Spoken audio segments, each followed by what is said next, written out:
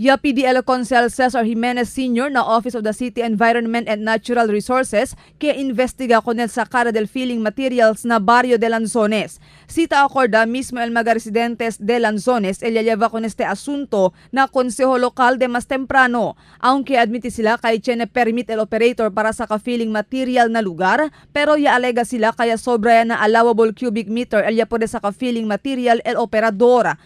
Según con Jimenez, debe poner atención con el Consejo Local, especialmente él, quien encabeza con el Committee on Environment and Natural Resources.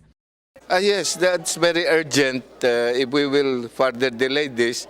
If you remember earlier, Chen complained with all those signatures there coming from concerned residents of the barangay. And I would say that this must be immediately attended.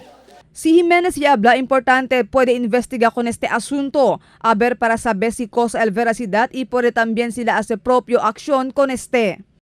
So what we have asked now is for the OCNR to make the necessary investigation. Who are those conducting these activities there, whether they are properly authorized, make an evaluation, assessment of the ongoing extraction.